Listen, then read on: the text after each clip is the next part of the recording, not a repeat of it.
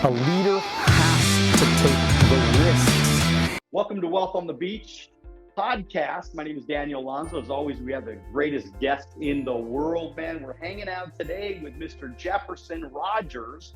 And Jefferson Rogers, man, I mean, what's going on, dude? How are you, dude? Doing great, brother. Appreciate you having me on. Feeling good. I'm really excited, man. I've been following you on Instagram for a long time, and I know that you just been killing it in real estate and all your businesses. And so just tell us a little bit about you, man. What's your story, bro? Yeah, appreciate it, man. I've got replacement window business here in Utah, and we cover several states around us too: Idaho, Nevada, Arizona, Colorado. And then, of course, over the last couple of years, as I've started to save some money and trying to figure out something to do with it, I got into real estate. So started out just investing passively, so it wasn't taking a ton of time away from my business. And now over the last year, I've started working on some of my own personal projects and raising money and getting into developments and fourplexes, apartment buildings, and father, husband, married 12 years, and also the oldest of 4 boys. I got 3 little brothers. So there is a lot going on. Just a couple of years ago, I didn't have a whole lot going on with my life, but when you really start turning it up and making sure that you're auditing your time and being productive and making sure that your time is filled with things that are going to drive you forward, it's like now I've almost got to dial it back because every single hour of the day I have something going on, and it's a new level of anxiety.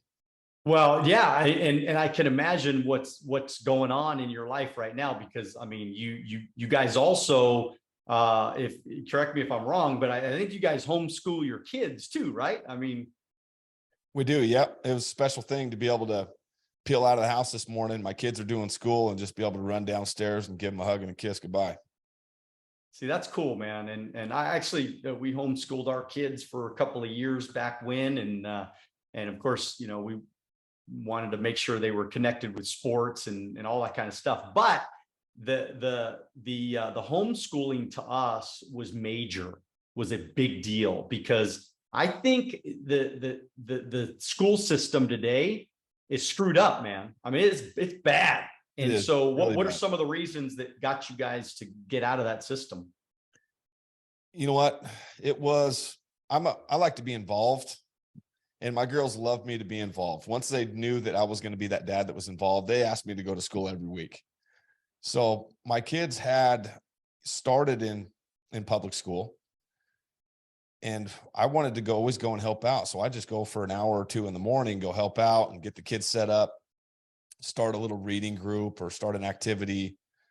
And I was excited to be there. I loved being able to contribute and go and meet the kids and the friends that my daughters always talked about. And the one thing that stuck out to me was all of my girls' teachers were just miserable human beings. They did not even care to engage with the kids. They had assignments. They sat behind their seat with a scowl on their face. And all of them, I mean, I remember my son having a couple of good teachers that were a little bit more enthusiastic about their job and their lives. But for the most part, they are all miserable human beings. And I didn't want to send my kids to go hang out with those kind of people all day long. And so I started planting the seeds with my wife. It's like, we've got to do something about this. We can control it. Like, we can do something about it if we want to. Or do you just want to keep sending our kids to go hang out with these miserable people? So we finally, 2020 kind of helped us along. In early 2020, we had started to play around with the idea. And then as soon as stuff started happening in March, we're like, all right, it's time. And how did you get this kind of mindset? I mean, obviously, I think people that are watching or listening right now, they can just feel that you're a little different. You're not normal. You're like, you got like a toughness about you. You got a directness about you. And like, did it come from mentors? Did it come from reading? Were you born this way? How did you get that mental toughness, man? You know what? I think that there's a little bit of it that gets passed down through DNA. I think, you can't deny our DNA and our ancestors and just coming from a tough background. I was also the oldest of 4 boys. My dad's a firefighter and a contractor and just a tough human being. So I was raised with, a high level of discipline and high expectations.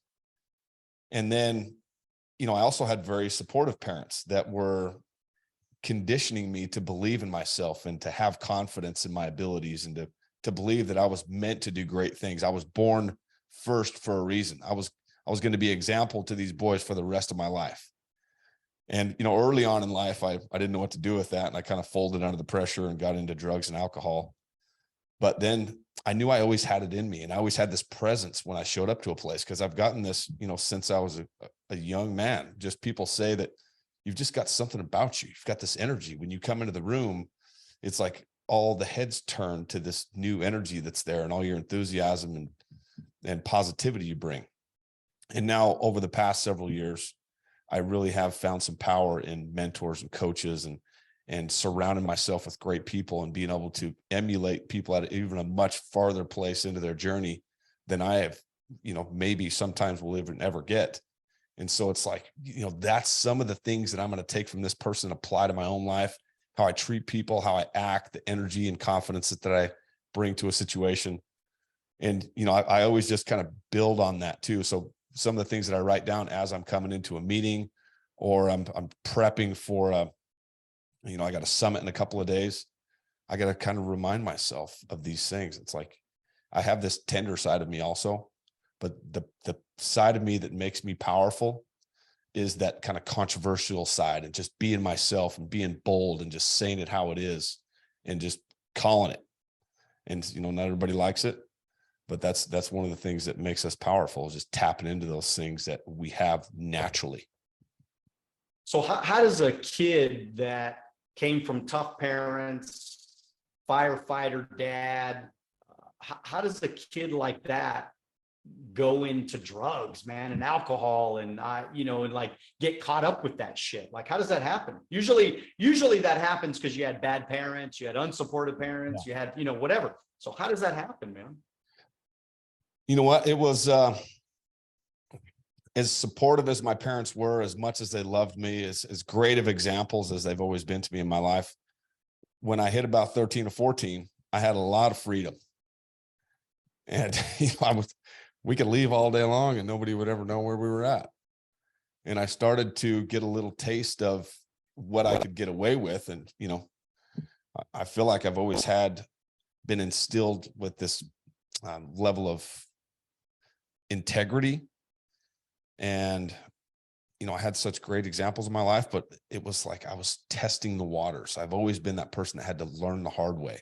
And as much as I had heard about all the bad things and all the worst case scenarios, I had my first beer at 13. I started smoking weed at 14, and I could hold it together pretty well and come home a little bit stoned still and be able to pull it off. So I just did it for years and years and years. And it weighed on me because I knew it wasn't aligned with the things that I'd been taught and the things that I wanted to do with my life. And it got to some really low points in 2015, 2016, 2017, when it kind of got to an all-time low, and I was drinking more, smoking more than I ever had, with a family, and like driving my kids around drunk and shit. It was bad. And I finally had just a wake-up moment close to losing everything, and was able to reel it all back in and start going hard in the opposite direction, start applying all those same addictive tendencies, just pointing them in the direction of positivity and growth and being able to impact people's lives. Yeah, it's crazy because I relate a lot to probably the earlier in your life, because I started real young, drinking and smoking and doing all kinds of bad shit. And, and I think it was a lot of those same things that I just wanted to see the other side. I wanted to see, because I had supportive parents. I actually grew up in a middle class, never really poor, dirt poor or anything like that. It was always a middle class existence. And, my parents did good. My stepdad was a college educated guy, and my mom and my real father got divorced. And so I relate to what you're talking about as far as that, just screwing up, man. And I remember, again, because I know that either God was looking out for me, or it was just something inside of me that was going, dude, because every time I would smoke pot, I would feel guilty as shit afterwards. I don't know if you know what I'm talking about. Like I do. I felt guilty, like, because and I'm going to make a YouTube video pretty soon about the conversation I had with my kids. I have a 16-year-old and a 20-year-old. And the other night we sat in the car for about 30 minutes, and I just told them every life lesson that I just wanted to make sure that they knew, that they were clear, that they understood. And I was talking about some of these things, and it was like, getting high gets you high, but when you get high, you always have to go low. So I always remember the worst part about the whole thing, and this is why I stopped doing drugs. I mean, after, probably 18, 19, 20 years old.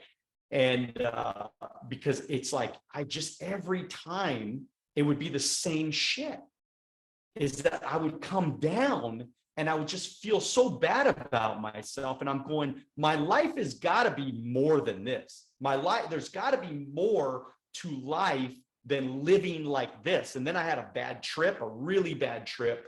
And that's when I just got, I didn't smoke pot really ever again.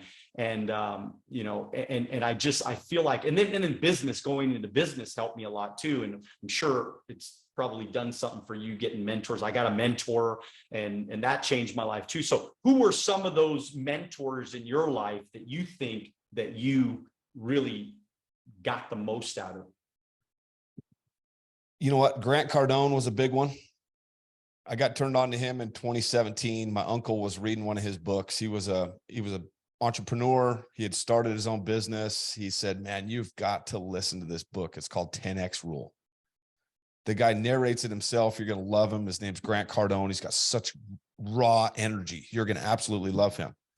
And I hadn't read much books. I think the first book that I read that wasn't like a Goosebumps book or something it was called All Things Possible. It was a story of Kurt Warner and his kind of path to success, making it to the NFL. And then, I didn't really pick up many books after that, because I've been always kind of like a slow learner and a slow reader, and I have ADD and my mind just goes and wanders. And over the years, I've gotten much, much better at that. But that Grant Cardone book, listening to that book, it just fired me up. It lit a fire under my ass. A couple months after that, I joined one of his mentor programs and joined this group of couple hundred people that were meeting weekly and posting daily on Facebook Lives and things like that. It's like our progress and all the exciting things we had going on that we were accomplishing because of all these new habits and these new targets that we were putting in front of ourselves. So Grant Cardone, I've never really worked directly with him. I've met him a handful of times, but it was just being a part of these groups of other people that wanted to do similar things with their life and were just driven and hungry for the next level.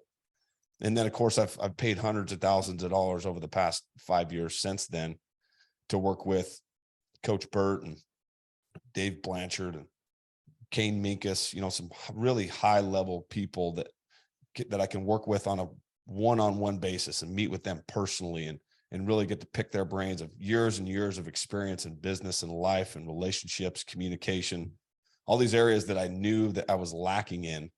And once I found that resource, it's like, I can speed up this process, man, for leadership, for communication, for all these things that I'm terrible at. How do I get there so much faster? And it's by tapping into other people that have already been there and been through the headaches and very similar experiences to where I was. And just, man, let's really turn this up, get it done on a quick timeline. It's crazy. It's crazy because what you're saying right now is everything that we're all talking about. Every successful person, we're always saying the same thing. Dude, just hook up with somebody that's doing it and just do what they're doing. I used to tell people all the time, man, I'm the greatest copier. I used to copy in class. I was not a good student. I was a, C- D+ student. And I used to copy on people all the time. But then I would get in trouble for that. They'd send me, they would punish me. The school would punish me for cheating. But yet I went into business. I found the most successful guy. And I said, I'm just going to steal. I'm going to cheat. I'm going to steal all of his information. And I'm going to do everything that he tells me to do. Yeah. And I'm going to be the biggest freaking brown noser. I'm going to be the most coachable.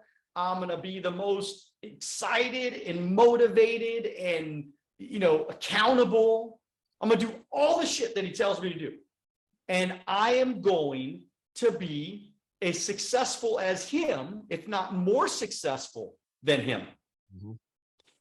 And this is what I think a lot of people don't get. So what you're saying is so crazy. I mean, people won't spend $99 for mentorship, let alone, like you just said, hundreds of thousands of dollars. And that hundreds of thousands of dollars that you spent on mentorship has turned into millions and millions. So the rates of return that you've made on those investments have been over your lifetime will be, hundreds and hundreds of times. And we think about investments, we make an investment in a mutual fund and you get 10%, 15% a year, whatever it is. And we're excited about that. But yet, if we made an investment in ourselves, in a coaching program, hooked up with a great mentor, we could get hundreds of percentage points returns on our investments. It's absolutely crazy. And so you're a sales guy though, right? I mean, you've been selling window replacements for a long time. I mean, and a lot of people that are watching right now, they're salespeople. What's some advice that you can give salespeople? You know what, for me, when I actually was a part of Primerica for a few years, and it was just a part-time gig for me. And that's where I had originally heard your name. I went to in 2011, I think I went out to Atlanta, Georgia with my wife, and, friends of ours, Jeff and Kelsey Fieldstead were out there. And I met you when I was out there, Bobby Buisson and Mayman, and, there's a bunch of incredible people that I met there. And the one thing that I struggled with at my first try at sales was I never really was bought into it. And I didn't truly believe in it. And I think it had a lot to do with my surroundings and my leadership. And I was, of course, still drinking, smoking pot, and I wasn't fully committed to that yet. So when I got started with Windows, I had this guy come over to my house and bring a sample window and show me this thing. And I'd been in and out of sales and done like Vitamix sales, selling blenders and things like that, and did mediocre. But I was a mechanic. I was a carpenter. I was working my eyeballs out. Most I ever made was 70 grand a year. It was miserable. I was watching my kids grow up over cell phone pictures, and I was a miserable, impatient human being. And I was seeing these other guys have success in sales. It's like, listen, if these guys can do it, I know that I can do it. It's like the scariest thing that I ever committed to was pulling away from this comfortable job. I knew I could make 70 grand a year by just basically showing up. I didn't have to do anything extra, but I wanted to make big time money. I wanted to do something special. I wanted to impact people's lives. And when he showed me that sample window, it was like, I started conditioning myself to believe that I can do this. I can get behind this. I can believe in this product, and the dang thing will dang near sell itself. It's so incredible. So within 3 or 4 months, I still took a while to peel out of that other place. It took some circumstances to happen that kind of forced me out of there. But then it was, the biggest thing for me was I truly had to get bought in, sold on what I was offering, so I could spend the time necessary to go and become an expert at that. And now it's been 8 years, and I've made millions and millions of dollars doing it.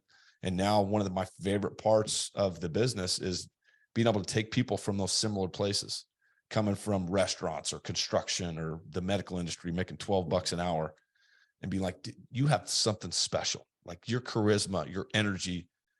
This is something that you can harness and use for something more than just $12 an hour. Let me show you how to tap into that and teach them about the window industry, and watch somebody go from making $12,000 a year working at a Ross Dress for Less. And now, this young lady's making like $120,000 a year in her first year. It's incredible to have that kind of opportunity with people. And sales is, it's really the only thing you can come from whatever background, be a pothead, and the only thing you've ever done is like turn wrenches and bang hammers, and all of a sudden you're making $100,000, $200,000 a year. That's awesome, man. I mean, and this is, again, this is why, being a part of something where you can sell and you can actually scale and build a business is so important. So if you're out there right now, somebody's listening, watching, and you're not making the kind of money that you want to make, you need to find a business that you could get excited about, whether it be financial services, whether it be the window business, whether it be construction business, whether it be gym business, hairstylist, I don't care, real estate, whatever it is, something that you can get excited about and really get behind and believe it. This is what changed my life, as I believed in insurance. I believed in investments. I believed in this industry.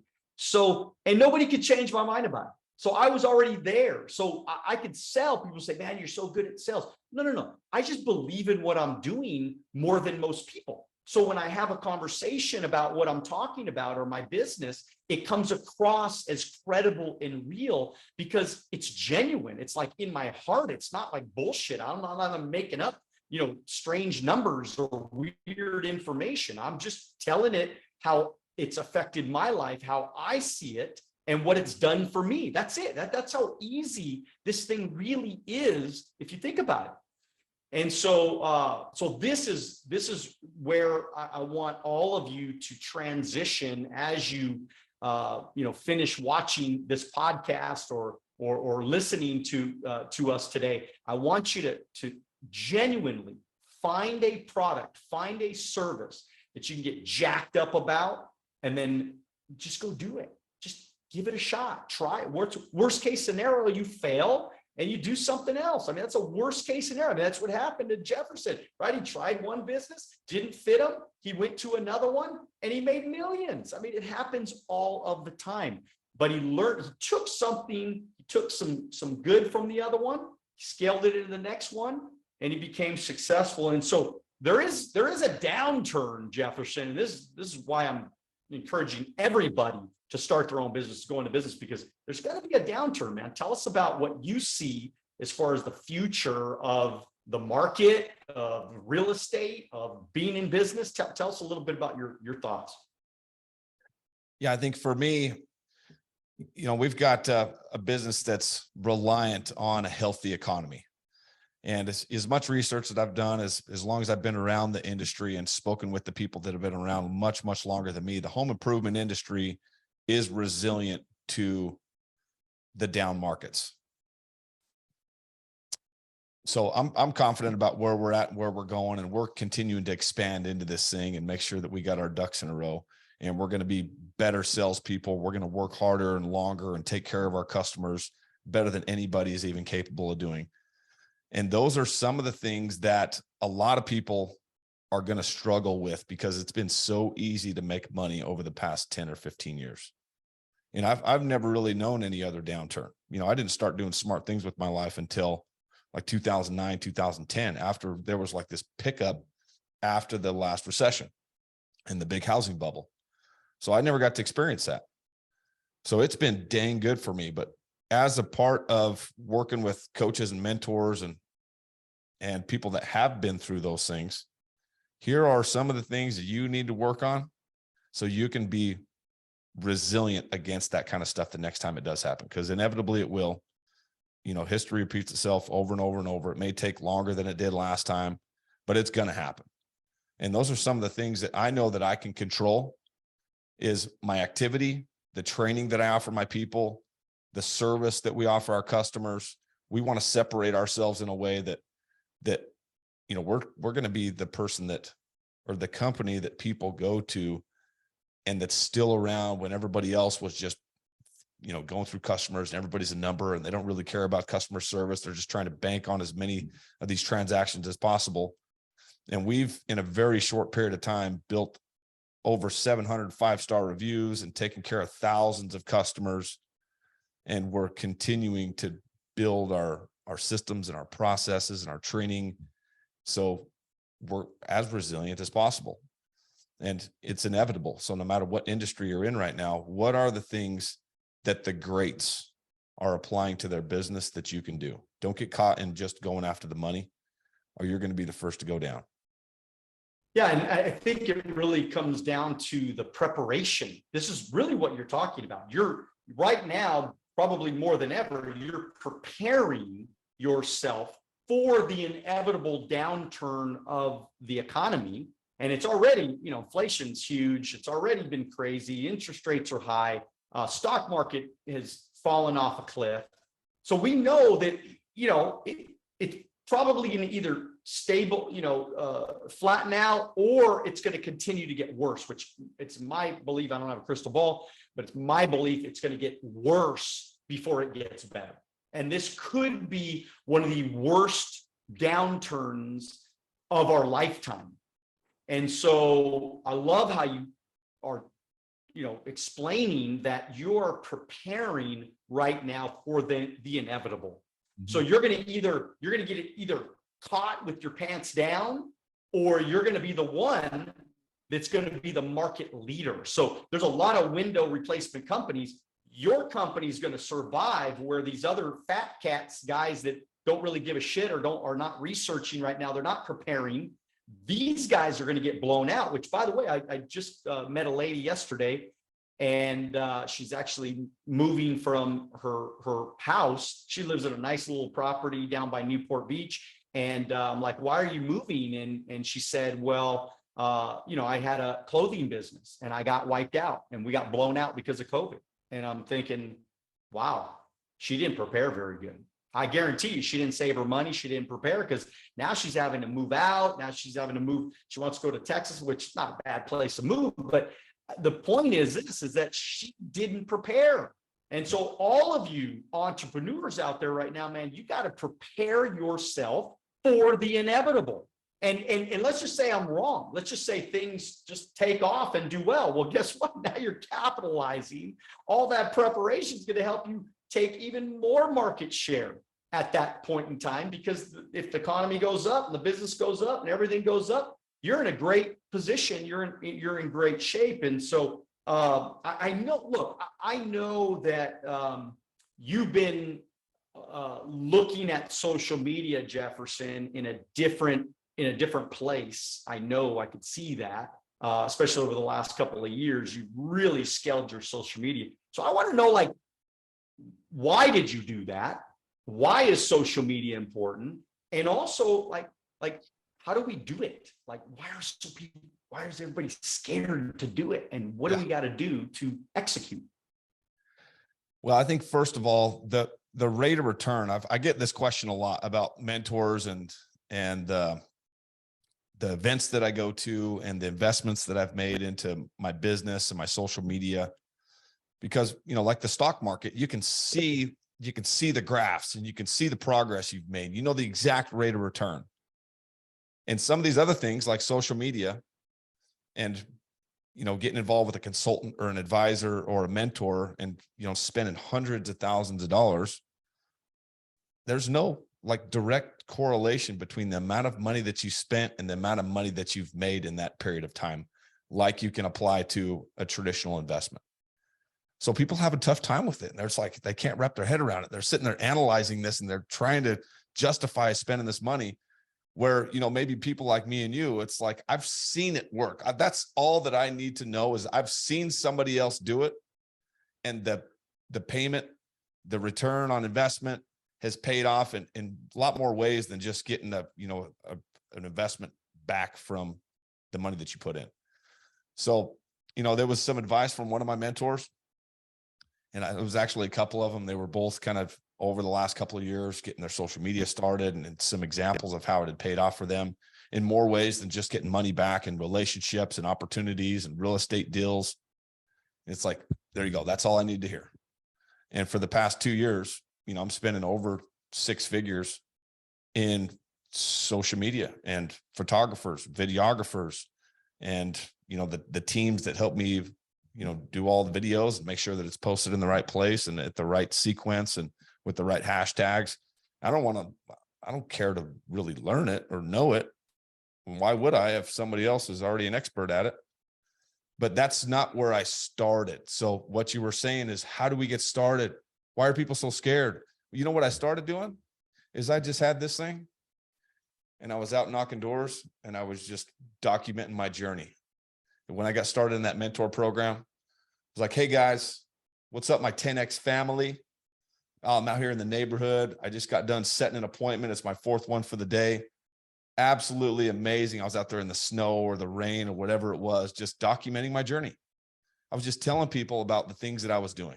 It wasn't anything significant. It was just like the shit that I just did like 5 minutes ago is what I was telling people about. There's no reason to overanalyze this. Like, there are thousands of people going through something very similar to what you're going through right now. I don't care what it is or how simple you or silly you think it is. There are other people going through that right now. And they're also saying the same thing about, I want to do more. I just don't know where to start. Well, you might be the inspiration for them to get started. Just picking up your phone and saying, this is my first video. This is my first week doing this. And I really just felt inspired by this person to go out and start making a difference and offering some perspective on where I'm at in my journey as a mom, as a single father, or as a 20-year-old kid that's just starting to figure out life and start to do sales. It doesn't matter where you're at or what you're doing or what kind of background you have. You don't have to freaking go through drugs and alcohol and go to prison and shit like I did. Just start telling your story wherever you're at. Oh man, that was beautiful, dude. That was absolutely incredible. We're gonna clip that up, so we're gonna put that on the YouTube short clips, man, because that was badass, man. That was badass. Because look, this is all I did. I just got on there and I pressed record and I just started making videos. Yep. And most of them are stupid. Most of them are dumb. Most of them never got any views. Most people, I didn't get good comments or any comments at all, but I just kept doing it. And it's crazy because guy called me from Florida yesterday. I don't even recruit anymore. I very rarely recruit anybody anymore. I don't really sell a whole lot anymore. And a guy from Florida calls me up yesterday. He's like, dude, I want to go into business with you. And I'm like, all right, man, let's get you signed up and let's rock and roll. Let's do it. Just like that. I mean, it's amazing what happens when you build a brand, and it happens to me all the time. I think my last 3, 4, 5 offices that I've opened up came from social media. These are people I didn't know. I didn't have to knock on doors. I didn't know anybody. I didn't, I didn't have to go find them. I didn't prospect them anywhere. This camera right here, this tool is so effing valuable. It's unbelievable. And you look like, so I always tell people, look, I just want 1 million followers, man. I want 1 million followers on my social media. I got 1 million followers. And all I got to do is just, make a couple of, videos and I'll recruit 5,000 people in a day. So everybody wants to recruit all these people. They want to grow their businesses, scale their businesses, write more business, whatever it is. If the audience is big enough, look at, just speaking of Grant Cardone and Elena Cardone, well, that's exactly what they did. Grant Cardone, by the way, years ago, some of you guys know the name Hector Lamarck. Well, Grant Cardone, I don't know, this is probably 10 years ago now. He interviewed Grant Cardone Grant Cardone interviewed Hector Lamarck on his podcast. So Grant Cardone used to do a little podcast, just like we're doing right here. Yeah. So he had a podcast. He interviews Hector Lamarck, and guess what happened? Hector Lamarck immediately after that podcast, got on his text messages or email list, and he shoots out an email. So Hector doesn't even really do social media. And he shot it out to everybody. He said, follow Grant Cardone. Follow Grant Cardone. He's awesome. He's amazing. He's incredible. So guess what we all did? We started following Grant Cardone. So Grant Cardone then scaled his business. And by the way, this is direct correlation to kind of what happened when that podcast came out with Hector, by the way. Mm-hmm. So he scales, his business starts to grow. He starts, selling out more, speaking engagements. People were he was going to different offices. He was selling, he was his courses, and people were signing up, for his mentorship programs, all these different things, all because he had a podcast, all because he used social media. And by the way, listen, Elena Cardone, she did almost $1 billion in real estate her first year in real estate. How did that happen? It happened because Grant Cardone is selling out her meetings. Imagine, we all been doing meetings. You know how we work, right? We all been doing meetings forever. So, but think about it. I mean, this is, I don't care what business you got. You need 1 million followers. That's what you need. You need 1 million followers. You need some advocates. You need some fired up people about you, not about your company, not about what your company does necessarily, but about you. So whatever product and service you roll out, whatever it is that you do, you roll out, people love you and they want to follow you and they thank you for your value. And I think it's awesome, man. Rich habits versus the poor habits. And I know you've been around a lot of poor people in your life. So I want you to tell us the rich habits versus the poor habits. You know what? I think it's all the most simple success principles that we all know. Like even the poor people know these things. Like it's not rocket science that you need to get out of bed before the sun comes up. You know, get your day started off right.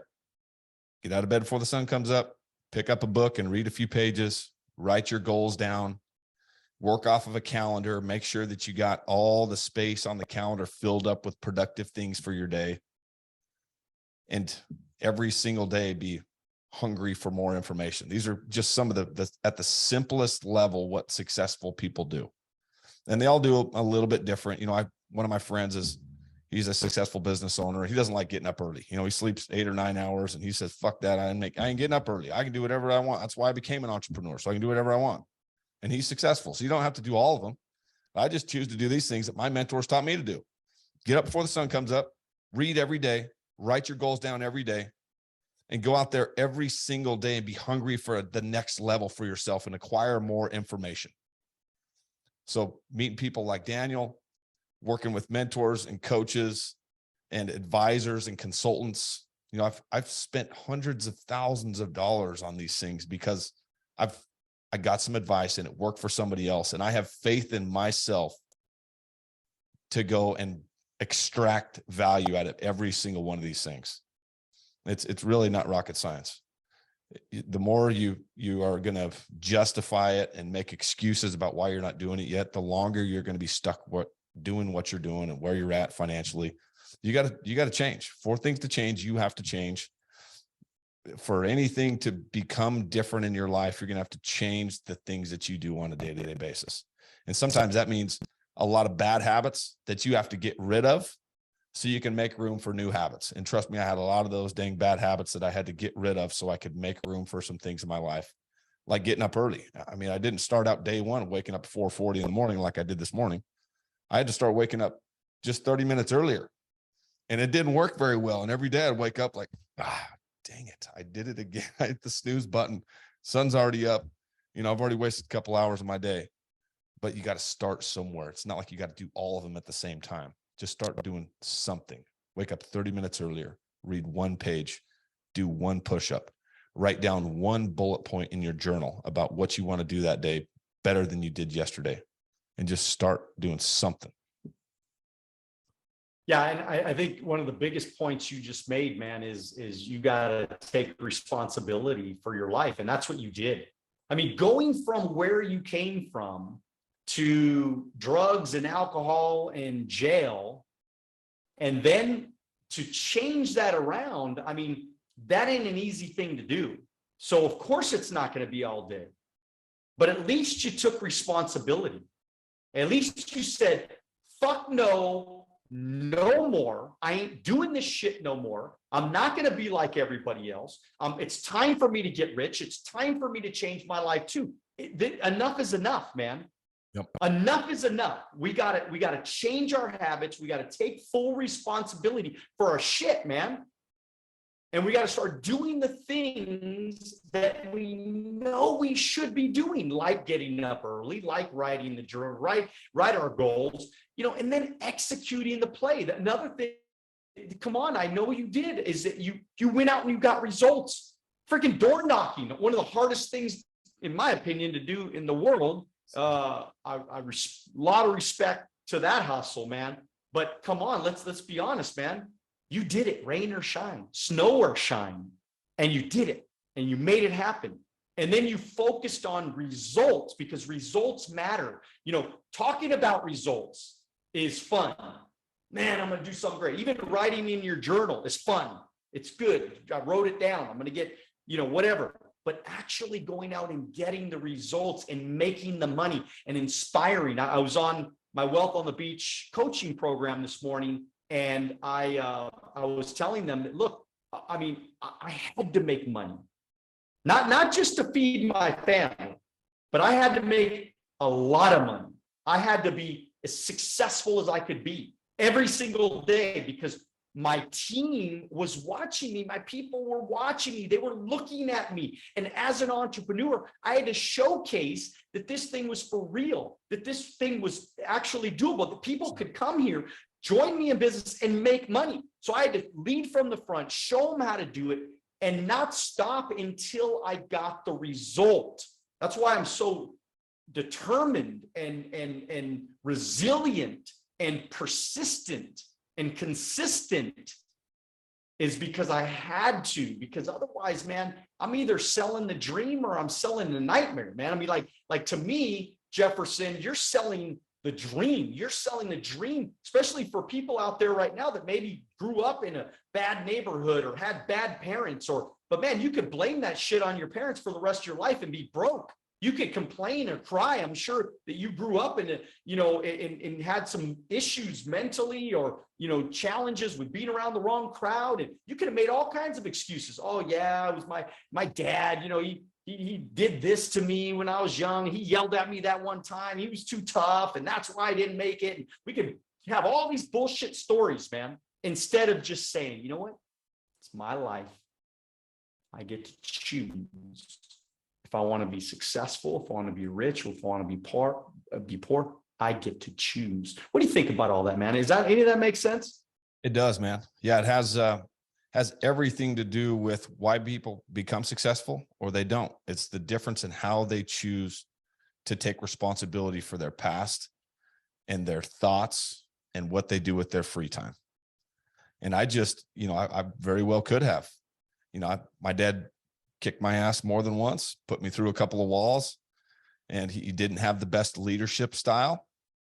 I could have used it as an excuse, but what I've done is used it as fuel. I'm writing a book right now that's going to come out in the spring. It's called All In, Get Unstuck, Accelerate, and Go Further Faster. And throughout this book, I talk about all these stories in my life that have helped me get to the next level that could very well have been an excuse, but I chose to use them as fuel to help me accelerate to the next level and be aware of the things that I was deficient in. And how do I get better at those things? Communication, leadership, you know, all the things that I had learned from my upbringing that could have been an excuse. I chose to look at them as a way to gauge where I was at against these other people and be like, you know, I came from this place and they were great lessons. I had a great upbringing. I had great time with my dad. All these things I could look at as negative. I choose to look at as something that can help me get to the next level and realize some of the ways that I don't want to do things and really accelerate the process for myself so I can get further, faster. And it's powerful how fast you can accomplish things. It's only been realistically 3 days ago was my 5-year anniversary of being sober.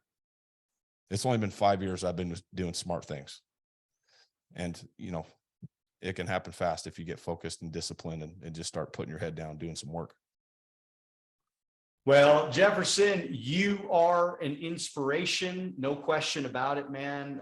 You know, thank you for being with us today. I really appreciate your time, your wisdom, your knowledge, your story. You've just inspired the masses today. There ain't no question about that. But look, man, you know, there's a lot of people that, you know, they're going to want to get some window replacement. So if you want a window replacement, you call Jefferson, baby. So get that done. Get his book when it comes out. Follow him on Instagram and social media. I'm sure he's got a YouTube channel as well. He's got a podcast. So just explain to us a couple of little things that we need to know about you and how we can follow you and how we can contact you, Jefferson, please. Yeah, I appreciate it. I think Instagram's probably the best place to get a hold of me. I love when people reach out and ask questions and ask for guidance and things. And I don't do the best at responding to comments on my posts. I do as much as I can, but I will answer every single one of you that reach out on my DMs, as long as you're not trying to sell me insurance or something. But at Jefferson K Rogers, and my company's called JKR Windows. My website's jeffersonkrogers.com. But Instagram's best, and definitely appreciate you having me on. My book will be out coming up this spring, and I've spent the last 2.5 years working on this thing. It's an incredible work of art, if you ask me. It's 2.5 years worth of work gone into this thing.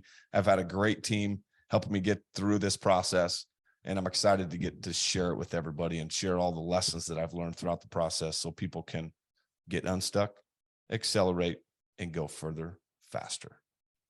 I love it, man. Good stuff, dude. And just by the way, everybody, I will sell you insurance if you need some insurance, by the way. And I tried selling Jefferson insurance by sending it to his DM, but he declined me. So I'm joking. But anyways, make sure, if you haven't already checked out Wealth on the Beach, the book, make sure you do that on Amazon. Just, search on Amazon, Wealth on the Beach. And also I have my Wealth on the Beach Club every Wednesday morning, 9 a.m. Pacific Standard Time. Reach out to me on DM, or I post links in my story all the time. You can go to wealthonthebeach.com to check more details about my coaching program. And of course, follow me on YouTube, man. I got tons of free content, tons of free information on YouTube. We post videos almost daily because of my awesome son, Max. We post videos daily, almost daily. And we're coming out with a whole brand new series of videos. We showcased Donald Trump. We showcased Elon Musk. And I believe yesterday we posted out Anthony Robbins. So we're going to showcase all these very, very successful people around the world and in our world. And we'd like you to know about what makes them great. And so that's kind of fun. So check that out as well. With that said, man, continue to dream as big as you possibly can. Make sure you get after it. Most importantly, man, make sure you get after it, but also do it now. Dream big, do it now, and God bless. See you at the top.